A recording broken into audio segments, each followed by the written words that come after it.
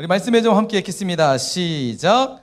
우리의 찬송이 시작될 때라는 제목으로 역대하 20장 14절부터 23절 말씀을 가지고 함께 은혜를 나누도록 하겠습니다. 여러분, 지금 9월달 여러분과 함께하고 있는 슬기로운 생활이 있습니다. 슬기로운 무슨 생활이죠? 슬기로운 찬양 생활. 현재 여러분과 함께 진행하고 있습니다. 찬양에 대한 내용들을 가지고 함께 진행하고 있고, 매일 여러분에게 찬양을 들려주면서 진행하고 있습니다. 혹시 유튜브 이거 2번으로 바꿨어요? 오케이. 자, 여러분, 지금 슬기로운 찬양 생활 2주차 지금 진행 끝났고, 이제 내일부터는 3주차가 진행이 되죠. 자, 오늘부터 3주차가 진행이 되는데, 자, 2주차까지 라이브 방송 목요일 날 지금 하고 있고, 혹시 이 라이브 방송을 지금 듣고 있다 한번 손 들어보세요. 목요일 날 라이브 방송 저 듣고 있습니다. 손 들어보세요. 그 뭐지? 예음아. 예음 말고 우리 선린이 옆에 예슬아, 미안해 예슬아. 얘까지만. 예슬아, 왜 안 듣고 있어? 선린아, 왜 안 듣고 있어? 다운이 듣고 있어? 안 듣고 있어? 첫째 주만 들었어? 첫째 주도 안 들었어? 아빠만 들었던 거였어? 치킨 받았잖아. 오케이, 좋아. 오케이. 자, 여러분, 매주 목요일마다 8시에 라이브 방송 진행됩니다. 그래서 이번 주에는 우리 임대호 목사님 나오셔가지고 아주 정말 재미있는 토크의 시간들, 찬양, 은혜로운 찬양의 시간들 가졌는데, 여러분, 지금 현재 우리 슬기로운 찬양 생활 여러분과 함께 진행하고 있으니까 이번 주에도 목요일 날 진행됩니다. 여러분, 꼭 라이브 방송, 유튜브 실시간 라이브 방송에 참여해 주시면 감사하겠습니다. 여러분, 지금 우리가 찬양에 대한 내용들을 가지고 여러분과 함께 말씀을 살펴보고 있습니다. 우리 지난주 말씀 기억나나요? 지난주 말씀 시편 150편 말씀이었어요. 그렇죠? 호흡이 있는 자마다 여호와를 찬양할지어다. 할렐루야. 여러분, 지난주 말씀 제목이 찬양으로 가슴 벅찬 예배라는 제목으로 여러분 지난주 말씀 함께 살펴봤어요. 여러분, 우리의 예배와 우리의 모든 것들이 가슴 벅찬 예배가 되고 삶이 되기 위해서 가장 중요한 게 찬양이다 라는 말씀을 가지고 여러분과 함께 살펴봤습니다. 자, 여러분, 우리의 가슴 벅찬 예배, 우리의 예배가 정말 가슴 벅찬 예배, 그러니까 매주 드리는 예배, 그 매주 드리는 예배가 그냥 매주 있는 예배가 아니라 매주 내게 특별한 예배가 되고, 매주 드리는 그 예배의 모든 시간이 내 삶을 완전히 바꿔놓는 정말 감격적이고 가슴 벅찬 예배가 되려면 어떻게 해야 될까? 우리가 지난주 말씀을 통해서 함께 살펴봤어요. 지금 예배 시간에 고개 숙이고 있는 사람, 저기 김석현 자려고 벌써. 왜 맨날 거기 뒤에 앉는? 이게 맨날 뒤에 앉는 사람들은 뭔가 문제가 있는 사람. 나 예배 안 드릴 거라. 이렇게 벌써 마음의 자세가 딱 그렇게 돼. 여러분, 예배는 태도와 자세에서부터 시작이 됩니다. 자, 예배는 뭐에서부터 시작된다고요? 태도와 자세예요. 이 시간 여러분이 어떤 마음으로 이 자리에 앉아 있느냐, 이 자리까지 오기까지 내가 어떤 마음의 자세로 여기에 앉아 있느냐, 그리고 앉아서 어떤 태도를 가지고 어떤 자세를 가지고 앉아 있느냐가 여러분 예배의 승패가 달려 있습니다. 예배의 성패가 달려 있어요. 성공하느냐? 다시 나오네요. 예배가 패배하느냐? 다시 안 나오네요. 자, 여러분, 이게 달려 있어요. 여기 이 자리에 올 때, 주일날 예배 올 때, 나 진짜 예배 가기 싫은데, 예배 힘들어. 예배 없었으면 좋겠다. 빨리 끝냈으면 좋겠다. 자, 이 마음 가지고 앉아있는 사람은 이 시간에 엄청 지루하고 힘들 거예요. 그런데 이 자리에 올 때, 그래도 오늘 하나님 어떤 말씀 하실까? 그래, 말씀 한번 들어봐야지. 이런 마음으로 앉아있는 사람은 여러분, 말씀이 들려질 거예요. 그리고 이 자리가 힘든 자리가 아니라, 지루한 자리가 아니라, 그래도 내 안에 뭔가 하나님의 음성이 들려지는 그런 예배의 시간들이 될 줄 믿습니다. 여러분, 이 시간, 한 시간 보내는 이 시간이 여러분 그냥 보내는 시간이 아니라 여러분의 인생 가운데에 정말 하나님의 음성을 듣는 시간 됐으면 좋겠습니다. 목사님 말씀을 준비하면서 우리 중등부 예배가 어떤 예배가 됐으면 좋을까? 우리가 매주 드리는 예배, 그 매주 드리는 그냥 흘러가는 그런 예배 시간이 아니라 1년 52주 그런 드리는 그냥 예배 시간이 아니라 매주 드리는 예배가 좀 특별했으면 좋겠다. 이런 마음이 생겼어요. 그래서 목사님 안에 이런 꿈을 꾸며 하나님 앞에 예배를 드렸으면 좋겠다라는 이런 꿈이 생겼습니다. 자, 여러분 보세요. 우리가 꿈꾸는 예배, 여러분 목사님이 꿈꾸는 예배, 우리 선생님들이 꿈꾸는 예배, 그리고 오늘 이 자리에 참여하는 우리 모든 친구들, 그리고 현재 온라인으로 참여하는 친구들 안에도 함께 이런 꿈을 꿨으면 좋겠습니다. 할렐루야, 아멘. 자, 우리가 꿈꾸는 예배, 어떤 예배가 됐으면 좋을까? 여러분 예배 시간마다, 매 하나님께 드리는 예배 시간마다 하나님의 음성을 듣는 예배가 됐으면 좋겠습니다. 할렐루야. 여러분이 이 자리에 앉았을 때 예배를 드리는데 갑자기 내 마음 속에, 내 심령 속에 하나님의 음성을 듣는 예배, 여러분 그런 예배가 되면 좋지 않을까요? 네? 목사님의 이야기, 목사님이 여러분에게 설교를 하지만 목사님의 말씀이 하나님의 음성처럼 들려져요. 목사님이 뭐 대단해서가 아니라 여러분 그런 예배 가운데, 그래서 매 예배 시간 하나님의 음성을 듣고, 하나님의 음성을 들으면서 나를 향한 하나님의 마음이 무엇이구나 깨닫는 예배가 됐으면 좋겠습니다. 하나님이 살아계심을 느껴지고 하나님이 지금 나에게 말씀한다는 것을 내가 귀로 듣고 내 마음속에 하나님의 마음이 무엇인지 깨닫는 예배가 됐으면 좋겠습니다. 더 나아가서 하나님의 그 마음을 깨닫게 되자 내 안에서, 내 심령 속에서 말씀 앞에 철저히 회개가 일어나는 그런 예배가 됐으면 좋겠습니다. 아멘이신가요? 여러분 말씀을 딱 들으면, 하나님의 말씀이 내 안에 부딪히면, 내 심령에 부딪히면 자연스럽게 일어나는 현상 중에 한 가지가 회개가 일어나요. 왜? 우리는 죄인이기 때문에, 어쩔 수 없는 죄인이기 때문에. 우리의 한 주간의 삶을 보면 내가 죄인이라는 사실을 여러분 처절하게 경험할 거예요. 수없이 불의와 수없이 악한 생각과 악한 말과 악한 행동, 죄악된 모습으로 찌들려 있는 삶이 우리의 삶이라는 것을 경험하기 때문에 우리가 하나님의 말씀 앞에 부딪히는 순간 내가 죄인이라는 사실을 깨닫게 되는 거예요. 하나님의 음성이 들려지면 하나님의 마음이 무엇인지 깨닫게 돼요. 그리고 그 마음을 깨닫게 되면 자연스럽게 말씀 앞에 회개하게, 하나님 제가 잘못 살았네요. 하나님 제가 이런 죄를 졌네요. 하나님 제가 회개합니다. 특별히 오늘 우리가 찬양에 대한 주제를 가지고 하고 있어요. 여러분 오늘 이 시간 우리가 예배 가운데에 하나님 제가 하나님을 찬양하지 못했네요. 하나님께서 주신 이 찬양을 제가 너무 소홀히 했네요. 이런 반응이 일어나면서 여러분 회개가 일어나고 다시 한번 주님의 은혜 안에서 믿음으로 나아갈 수 있는 시간들이 되길 축복합니다. 그리고 목사님 우리가 함께 꿈꾸는 예배, 이런 예배가 됐으면 좋겠습니다. 성령의 충만함을 입어서 불붙는 복음의 열정을 갖는 예배가 됐으면 좋겠습니다. 이게 지금 목사님 오타가 났네요. 자, 여러분 우리 안에 이런 예배가 됐으면 좋겠습니다. 할렐루야. 네, 우리 안에 이 복음에 불붙는 열정이 일어나는 예배, 복음에 불붙는 이런 가슴 뜨거워지는 예배, 그런 예배가 되는 우리 모든 예배가 됐으면 좋겠습니다. 더 나아가서 하나님의 나라, 거룩한 꿈을 꾸는 예배가 됐으면 좋겠습니다. 내 안에 꿈이 없던 친구들이 예배를 통해서 꿈을 갖게 되고, 여러분 그런 꿈은 내가 의사가 되겠다, 내가 변호사가 되겠다, 내가 교사가 되겠다, 이런 꿈의 차원이 아니라 정말 하나님 나라를 꿈을 꾸는, 하나님 나라를 소망하는 그런 거룩한 꿈이 우리 안에 일어나는 그런 예배 현장이 되길 축복합니다. 더 나아가서 하나님을 향한 기쁨과 감격에 의해서 춤을 추는 예배. 오늘 이 예배를 준비하면서 주일날 9시에 우리 사역팀들 모여가지고 함께 기도회를 해요. 그 친구들에게 목사님이 이런 얘기를 했어요.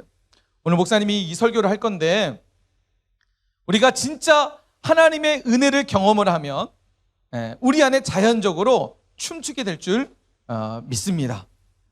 여러분 우리가 하나님을 만나면 다른 사람에게 눈치 보지 않아요. 다른 사람의 시선에 의식하지 않아요. 하나님께 반응하는 그런 우리의 모습이 될 줄 믿습니다. 여러분 우리가 예배, 진짜 가슴 벅찬 예배, 우리 예배 가운데 이런 은혜들이 일어나는 시간들이 됐으면 좋겠습니다. 여러분 중요한 것은요, 우리의 예배가 이런 예배가 되기 위해서는 어떻게 해야 될까요? 어떻게 하면 이런 예배가 될 수 있을까요? 어떻게 하면 매주 드리는 예배가 가슴 벅차고 하나님의 음성이 들려지고 내 안에 놀라운 변화가 일어나고 내 삶에 놀라운 변화가 일어나고, 그죠?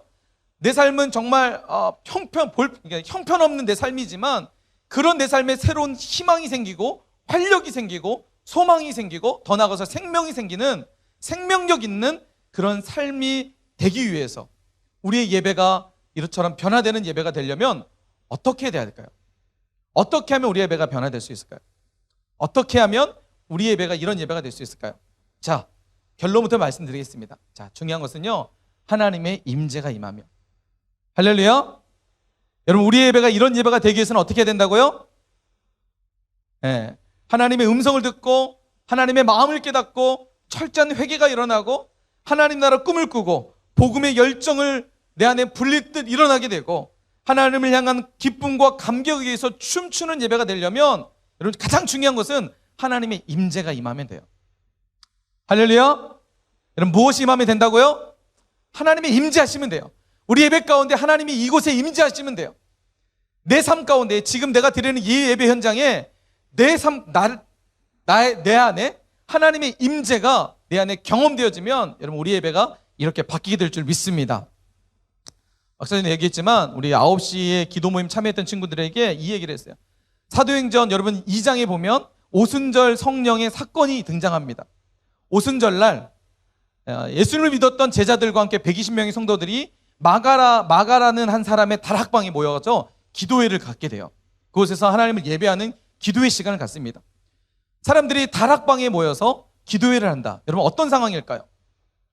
성전도 아니고 예배당도 아니고 어떤 길거리나 어떤 뭐 공간이 아니라 다락방에 모여서 기도회를 한다. 어떤 의미가 있을 것 같아요? 어떤 상황일 것 같아요? 그렇죠. 지금 상황이 그렇게 썩 좋지 않은 상황. 다락방에 숨어서 기도회를 한다는 것은 여러분 다른 사람들의 눈을 피해서 몰래 숨어서 기도회를 하는 거예요. 왜 그러냐면 당시에 이 사람들이 모일 수밖에 없었던 것은 예수님이 십자가에 죽었거든.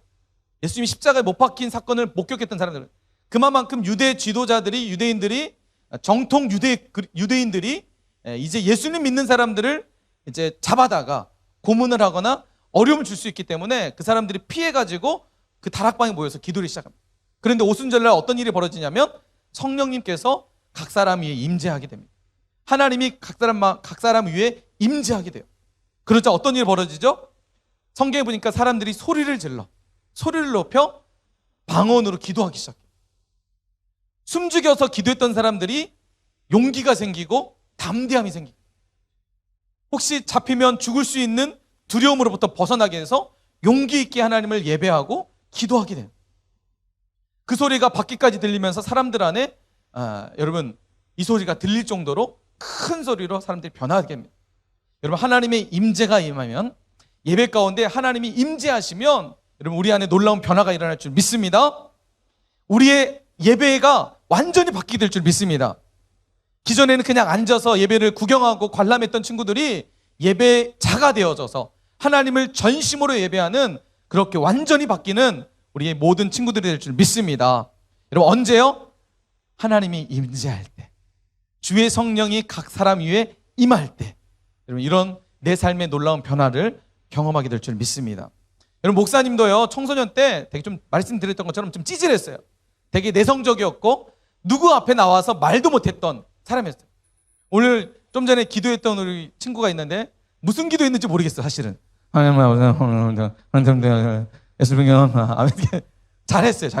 잘했는데 약간 이제 한 번도 나오지 못해서 그렇죠. 이런 앞에 나와서 기도한다는 게 여러분 대단한 용기가 필요해요. 그러니까 사실 많이 떨렸을 거예요.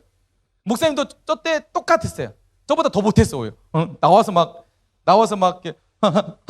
이렇게 막 떨 정도로 되게 소극적이었고 내성적이었던 사람이었어요. 누구 앞에서 무슨 말하는 것조차가 정말 어려웠던 사람이었어요. 그런데 이렇게 목사님이 여러분에게 나와서 설교할 수 있다는 거 어렸을 때는 꿈도 꾸지 못했던 여러분 상황입니다. 그런데 이처럼 여러분에게 이렇게 담대하게 하나님의 말씀을 전할 수 있는 이유가 뭘까요?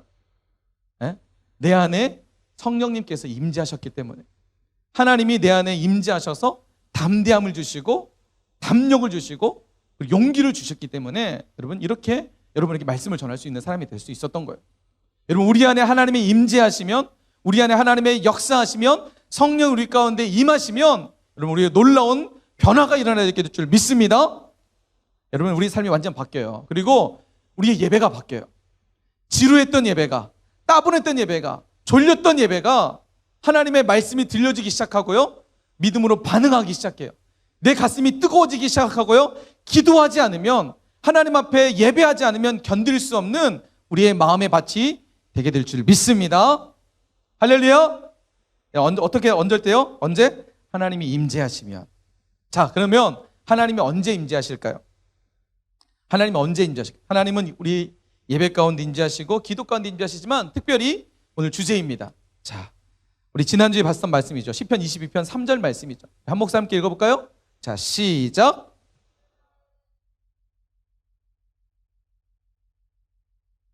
자, 여러분 하나님은 어디에 계시다고요? 하나님은 어디에 계시다고요? 여러분 하나님이 임재하시는 곳이 어디냐? 이스라엘의 찬송 중에 계시는 주요.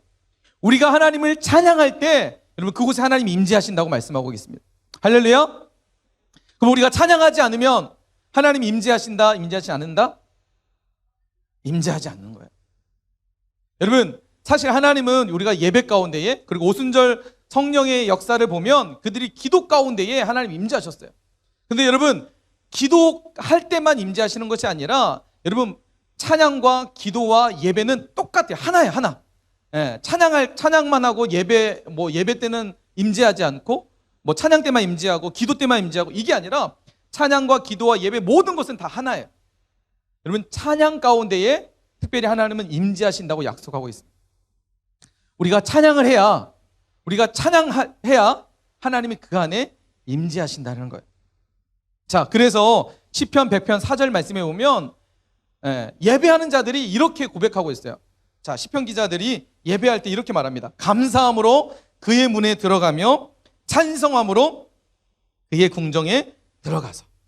여러분 여기서 그의 궁정은요, 하나님의 전이에요. 성전을 얘기합니다. 그들이 성전에 갈 때 어떻게 하냐면 뭐 하면서 성전에 간다고요? 찬송함으로. 하나님의 보좌 앞으로 나아갈 때, 하나님을 예배하러 나아갈 때 성도가 하는 마땅한 행위가 뭐냐면 찬송이라는 거예요.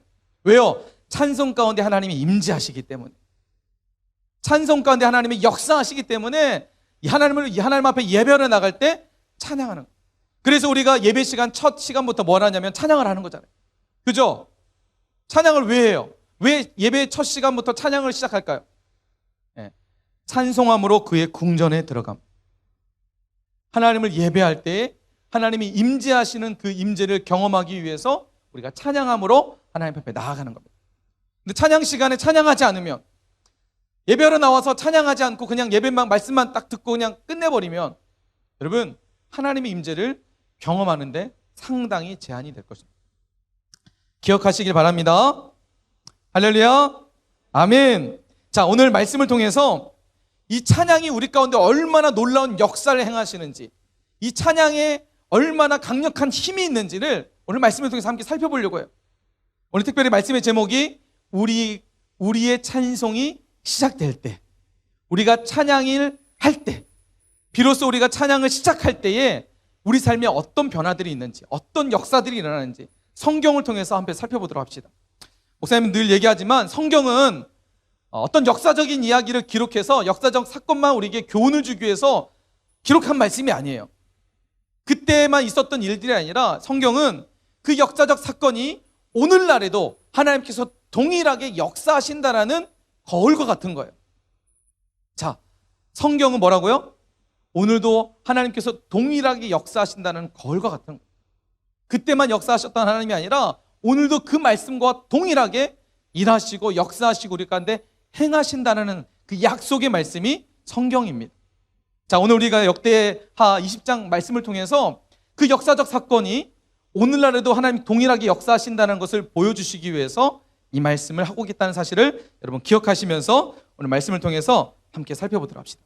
여러분 찬송이 우리 삶 가운데에 얼마나 놀라운 역사를 행하시는지 말씀을 통해서 함께 봅시다. 자, 오늘 우리가 읽었던 역대하 20장 14절부터 23절 말씀을 봤는데, 여러분 방금 우리가 드라마 바이블로 영상을 한번 보면서 말씀을 보니까 어떻게 이 말씀이 좀 이해되나요? 말씀이 지금 어떤 상황인지 혹시 이해되는 사람 손 들어보세요. 이 말씀을 읽어보니까 이 말씀이네요. 혹시 나 이해한다. 손 들어보세요. 정훈아, 이해되니? 어떤 내용인 것 같아? 아, 그래? 맞아. 정답이야. 좋은 내용이야. 그렇지? 좋은 내용이었습니다, 여러분. 이 말씀 정말 좋은 내용이었고요. 우리에게 놀라운 은혜의 말씀입니다. 자, 우리 역대하 이 말씀을 목사님이 잠깐만 설명해 볼게요. 자, 오늘 사실 우리가 읽어야 될 말씀은 역대하 20장 1절부터 쭉 읽었어야 돼요. 자, 어떤 내용이냐? 자, 역대하 20장 1절 말씀에 보면 자, 이렇게 시작해요. 그 후에 모압 자손과 암몬 자손들이 마온 사람들과 함께 와서 여호사밧을 치고자 한지라. 자, 여기서 여호사밧이라는 한 사람이 등장해요. 여호사밧은 누구이냐? 여러분, 이스라엘이 솔로몬 이후에 남유다와 북이스라엘로 분열이 됩니다. 자, 그때 남유다의 왕들이 이제 쭉 시작이 되는데 이 여호사밧은 남유다의 네 번째 왕이었어요. 몇 번째 왕이라고요? 네 번째 왕. 특별히 북이스라엘의 왕들은 선한 왕이 거의 없었어요. 그런데 남유다에는 착한 왕이 몇 명 있었어요. 특별히 3대 왕이라고 이렇게 선왕이라고 해서 착한, 그러니까 하나님의 말씀을 잘 순종하며 따랐던 왕 중에 한 사람이 바로 여호사밧이라는 왕이었어요. 여호사밧은 당시 이스라엘에 있었던 많은 우상들, 바알과 아세라 상들을 했던 제단들을 다 몰아냈던 선한 왕 중에 한 사람이었습니다. 자, 그 여호사밧 왕 때에 어떤 일이 벌어지냐면 1절 말씀해 보니까 모압 자손과 암몬 자손과 마온 사람들이 이 여호사밧을 치기 위해서 연합군으로 이제 이스라엘에 쳐들어온 거예요. 여호사밧이 남유다의 왕으로 있을 때에 이런 연합 적들이 연합으로 이 전쟁을 치르기 위해서 쳐들어오게 됩니다. 자, 이때 여호사밧 왕이 이 소식을 듣게 돼요. 신하들이 찾아와가지고 왕이시여, 지금 저 모압과 암몬과 마온 사람들이 지금 연합으로 우리 남유다를 치기 위해서 지금 쳐들어오고 있다고 합니다. 자, 이 소식을 들은 여호사밧 왕이 어떻게 반응을 하게 되냐면, 자, 역대하 20장 3절 말씀해 보니까 여호사밧이 두려워했대요. 왜 두려워했을까요? 자, 아마도 그 정확한 데이터는 나오진 않지만 아마도 여호사밧 왕이 생각할 때에 이 모압과 암몬과 마온 사람들이 연합으로 쳐들어온 군대가 자신들이 이스라엘이 가지고 있는 자신들의 군대보다 엄청난 인구였던 것 같아요. 엄청난 군인이었던 것 같아요. 그래서 자신들이 생각할 때 도저히 이 전쟁에는 승산이 없다라고 판단이 되었던 것 같습니다. 그래서 여호사밧이 두려워하여 자, 뭘 했냐? 도망갔을까요? 아니면 다른 나라에게 찾아가서 우리 좀 도와달라고 요청했을까요? 자, 3절 말씀해 보니까 여호사밧이 두려워하여 그 다음부터 중요해요. 그 다음 말씀이 중요해요. 자, 여호와께로 낯을 향하여 간구했다라고 말하고 있어요. 엄청난 위기 가운데에 지금 처해 있는 자신들의 나라의 이제 승패가 이제 그 어떤 전쟁에서 이제 싸워야 되는데 이건 지금 말도 안 되는 전쟁 상황 속에서 위기 가운데에 여호사밧 왕은 어떻게 했냐면 도망간 것도 아니고 다른 나라에 찾아가서 도움을 구했던 거 아니고 그가 어떻게 했냐면 여호와께 낯을 향하여 기도했다는 거예요. 여러분, 믿음의 사람들은 위기 가운데에 여러분 이런 모습이 있어야 될 줄 믿습니다. 여러분, 보통 우리가 위기를 만나게 되면 내 삶에 어려움이 있으면 우리는 어떻게 하나요? 어려움을 피하기 위해서, 어려움을 헤쳐나가기 위해서 수만 가지의 방법들을 생각하고 때로는 회피하기도 합니다. 그런데 진짜 믿음의 사람은 위기가 찾아올 때에 어떻게 해야 되느냐? 하나님께 낯을 향하여 하나님께 기도해야 되는 사람인 줄 믿습니다. 여러분, 여호사밧이 이렇게 믿음의 모습으로 하나님께 나아가자 여러분 어떤 일이 벌어질까요? 자, 역대하 20장 12절 말씀에 여호사밧이 하나님께 낯을 향하여 기도하는 장면이 등장합니다. 여러분, 오늘 이 말씀이 우리의 삶의 믿음의 고백이 됐으면 좋겠습니다. 여호사밧이 자, 하나님께 기도할 때 이렇게 기도해요. 자, 노란색 글씨만 볼게요. 이 큰 무리를 우리가 대적할 능력이 없고 어떻게 할 줄도 알지 못하옵고. 자, 그 다음 말씀 우리 함께 읽어봅시다. 시작. 보였어요? 맞아요? 자, 우리 역대하 20장 12절 말씀 우리 처음부터 한번 읽어볼까요? 처음부터 함께 읽읍시다. 시작. 우리 하나님이여 그들을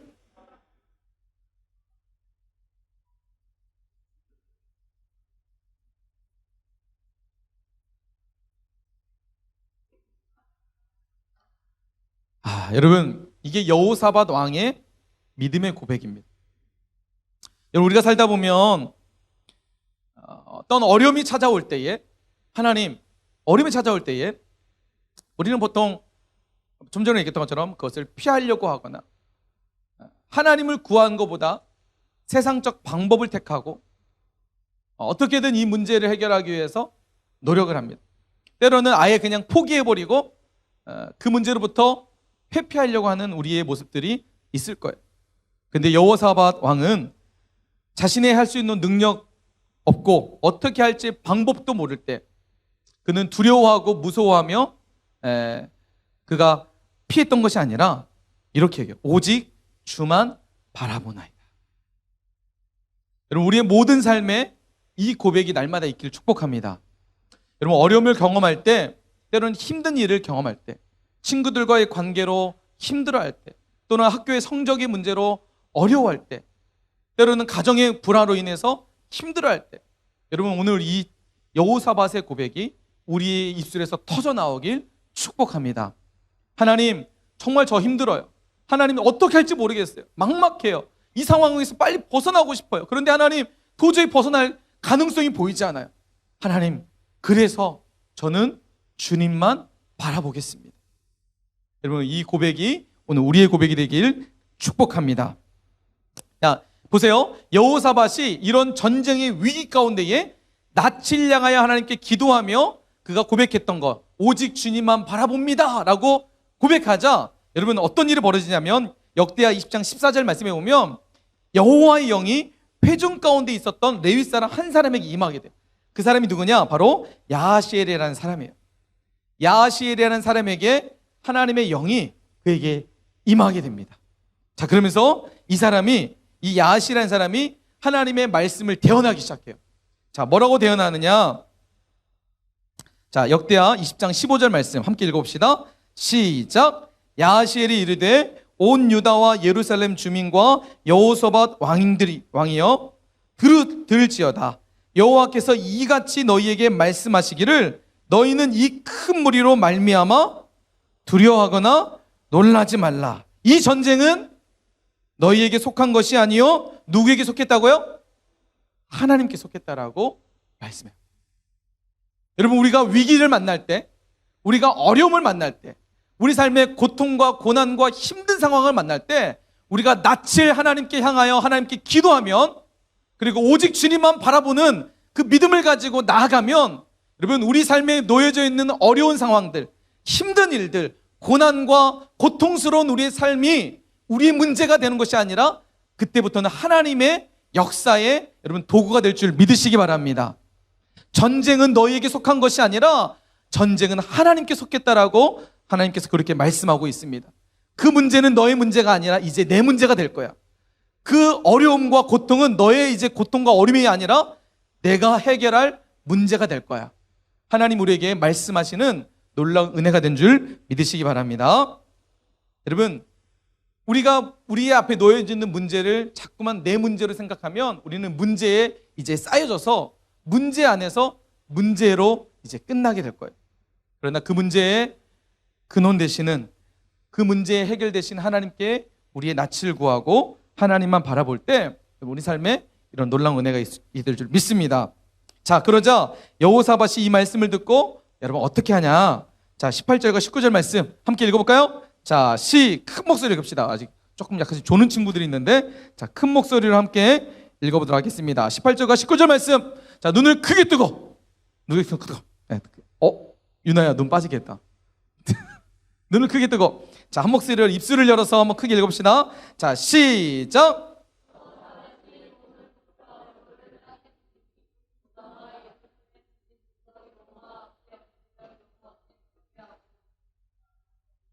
고라 자손에게 속한 레위 사람들은 서서 심히 큰 소리로 이스라엘 하나님 여호와를 찬송하니라. 할렐루야.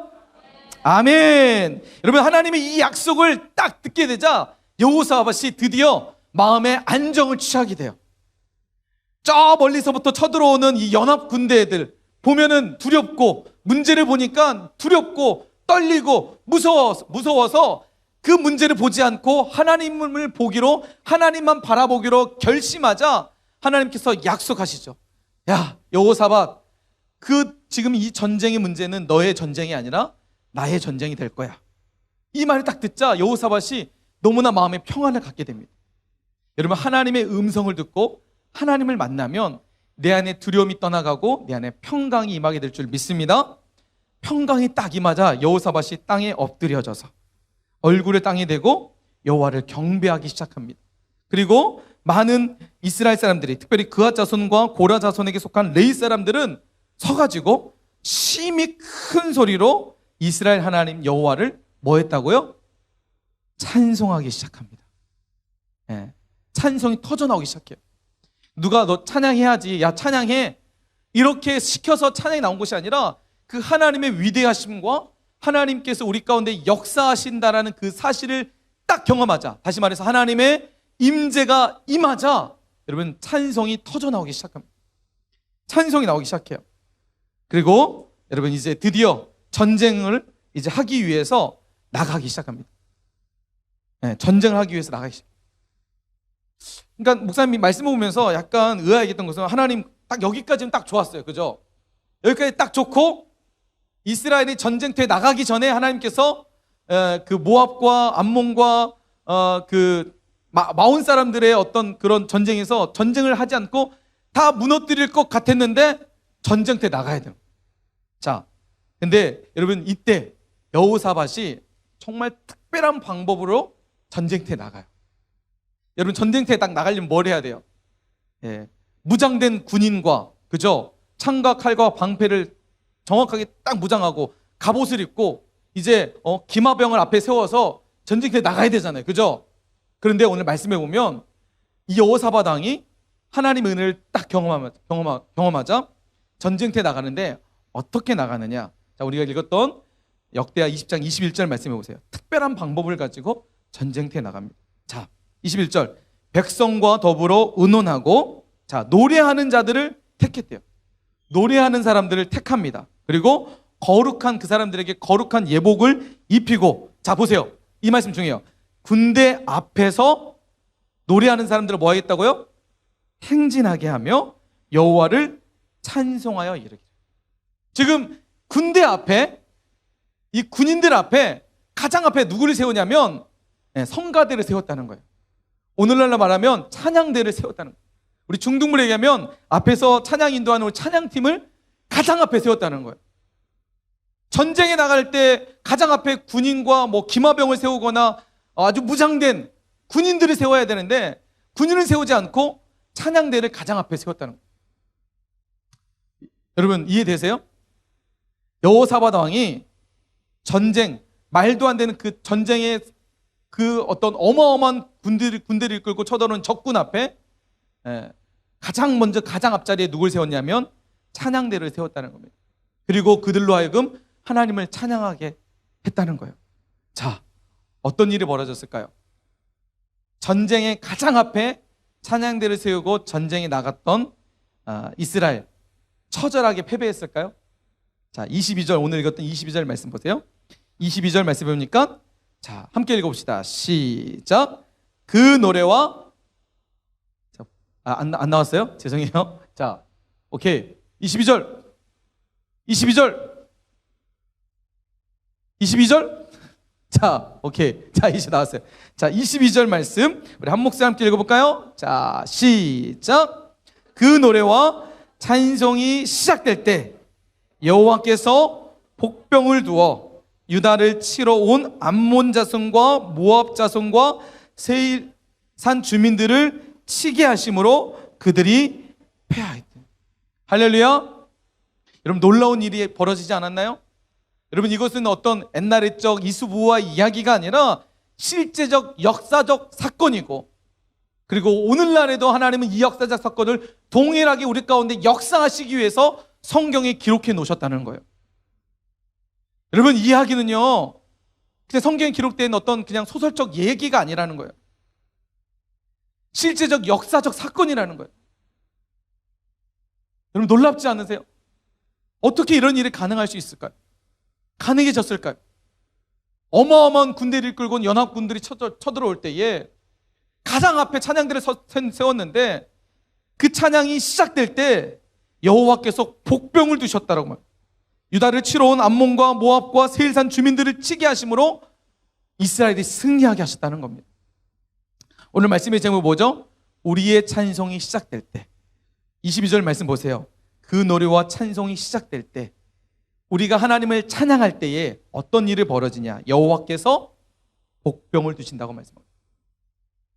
여호와께서 복병을 두셔서 그들이 생각하지 못했던, 그들이 상상할 수 없었던 엄청난 일을 경험하게 하신다는 겁니다. 여러분, 우리가 찬양을 시작할 때 우리의 입술을 열어서 우리가 하나님을 찬양할 때에 우리 삶에 하나님께서 이처럼 예비하신, 우리가 상상하지 못했던 여호와의 복병이 우리 삶 가운데 나타나서 우리의 모든 문제를 해결하고 우리의 삶을 완전히 뒤집어 엎으시고 우리를 변화시켜서 하나님 앞에 승리자의 삶으로 우리 삶을 이끌어 가실 줄 여러분 믿으시기 바랍니다. 어떨 때요? 이스라엘이 승리했던 이유가 뭐라고요? 어떨 때요? 뭐 하기 시작할 때요? 그들이 창과 칼과 방패를 가지고 전쟁을 시작할 때가 아니라 그들이 하나님을 찬송하기 시작할 때, 그들이 하나님을 찬양하기 시작할 때 그들의 전쟁의 승패는 거기서 끝났다는 거예요. 사랑하는 중등부 여러분, 우리가 하나님을 찬양하기 시작할 때 우리 삶에도 이런 놀라운 은혜가 일어나게 될 줄 믿으시기 바랍니다. 우리가 찬양할 때에 하나님께서 우리 삶에 복병을 두셔서 우리 삶의 수많은 문제들을 해결하시고 승리로 우리 이끌어 가실 줄 믿습니다. 여러분, 이런 사건들이요, 이 역대하만 일어나는 게 아니에요. 신약에 보면 누가 등장하냐? 사도행전 16장 16절과 34절 말씀에 보면 여러분, 사도 바울과 실라가 어디에 들어가게 되냐면 빌립보 감옥에 억울하게 들어가게 되는 일들이 벌어집니다. 빌립보 지역에 가서 복음을 전하는데 그 복음을 받아들이지 않았던 사람들이 바울과 실라를 매우 고문을 한 다음에 이 빌립보 감옥에 들어가게 해요. 자, 너무 매를 많이 맞아서 바울과 실라가 기절해 있어요.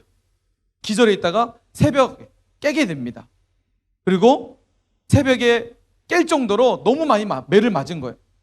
그 상황 속에서 바울과 실라가 뭘 했을까요? 기도했을까요? 기도했겠죠. 그렇죠? 하나님을 찬양하기 시작해요. 엄청난 고문을 받았던 바울과 실라, 도저히 찬송할 수 없었을 거예요.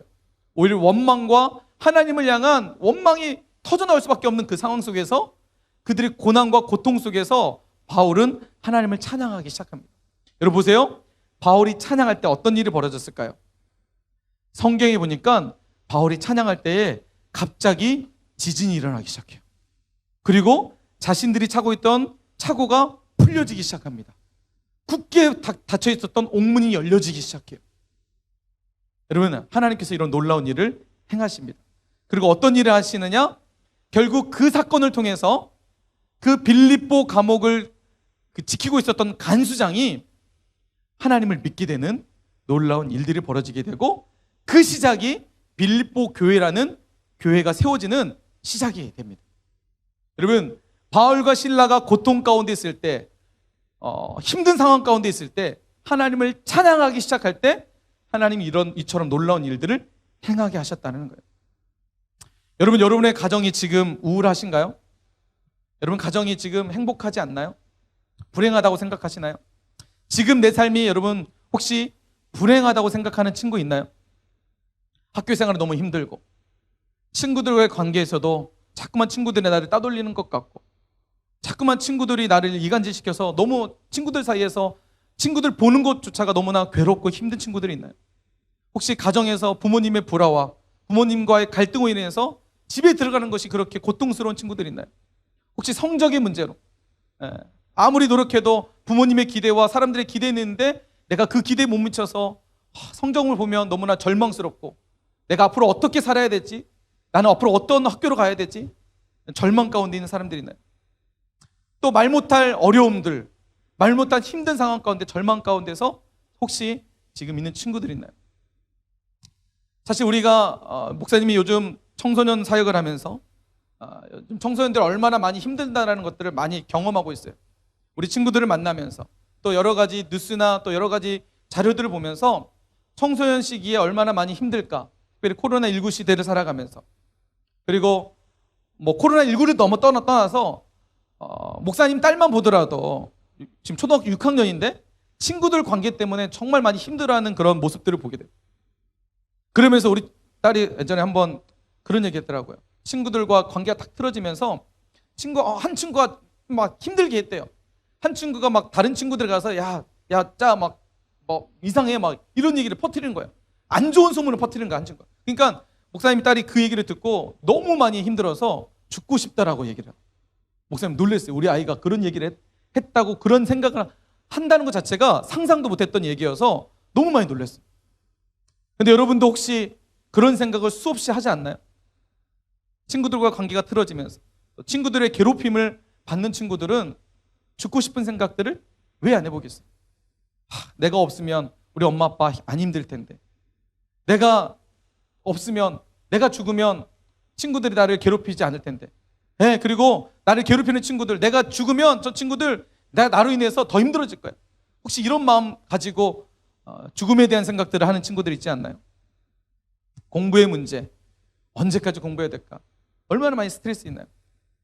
여러분, 지금 여호사밧이나 뭐 바울이나 우리가 경험하는 뭐 어떤 이런 모양은 다를지라도 똑같은 고난과 어려움이라는 문제를 경험하고 있습니다. 그러나 그들은 그 어려움이라는 문제 앞에 하나님을 찬양하기 시작합니다. 여러분, 찬양할 수 있어서 하나님을 찬양했던 것들이 아니라 그들은 하나님을 찬양할 수 없는 절망적인 순간에 하나님을 찬양하기 시작했다는 거예요. 그때에 하나님께서 복병을 두셔서 그들의 인생을 완전히 역전시켰다는 거예요.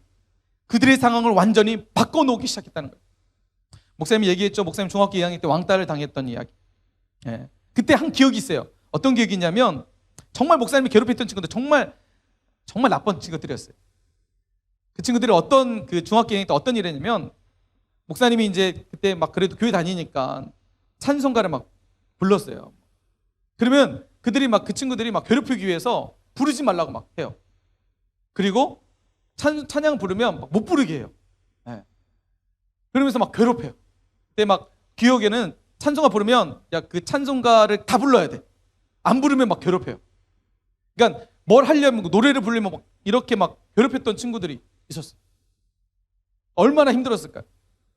그런데 그 상황 속에서도 하나님을 찬양하게 했고 중학교 2학년 3학년 올라갈 때 하나님이 목사님을 딱 만나는 순간 더 이상 그 친구들이 두렵지 않은 거예요.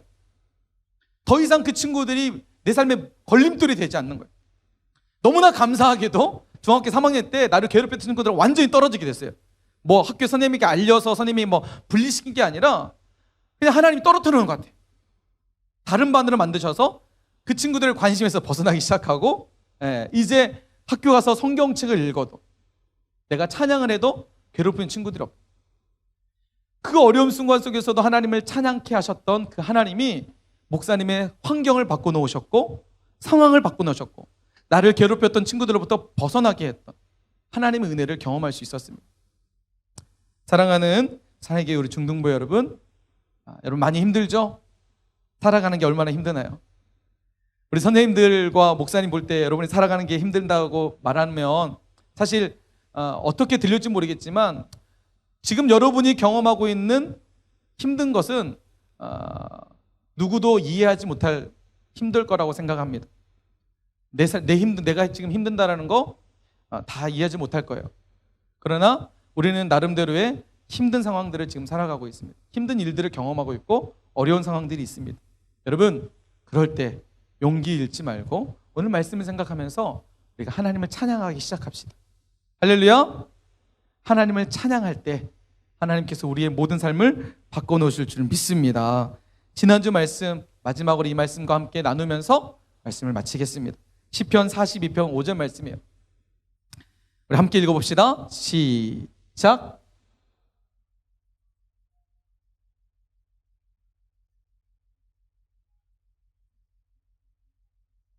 그가 나타나 도우심으로 말미암아 내가 여전히 찬송하리로다. 할렐루야. 여러분, 이 내가 여전히 찬송한다는 이 얘기는 지난주에 말씀드렸죠? 그냥 난 앞으로 찬양할 거야, 이게 아니라, 여러분, 이건 미래형인데, 내가 낙심되는 일이 있어도 내 영혼이 낭망하여 불안하는 상황이 있을 때에 나는 나는 의도적으로 하나님을 찬양할 겁니다 라고 의지적 미래라고 말씀을 드렸어요. 여러분, 찬양은 상황이 돼서 터져나오는 게 찬양이 아니라 내가 절망적 있을 때 그럼에도 불구하고 내가 의도적으로 하나님을 찬양하는 거예요. 오늘 이 고백이 우리의 고백이 되기를 원합니다. 찬양이 안 나올 거예요. 힘들면 찬양이 나올 수가 없죠. 어려운데, 나 고통스러운데 찬양이 나올 수가 없어요. 그런데 그런 고통 속에서도, 어려움 속에서도 의도적으로 하나님을 찬양하시길 바랍니다. 우리가 찬양을 시작할 때에 여호와께서 복병을 두셔서 우리 삶을 완전히 바꿔놓으시는 은혜를 경험하게 될 줄 믿습니다. 아멘.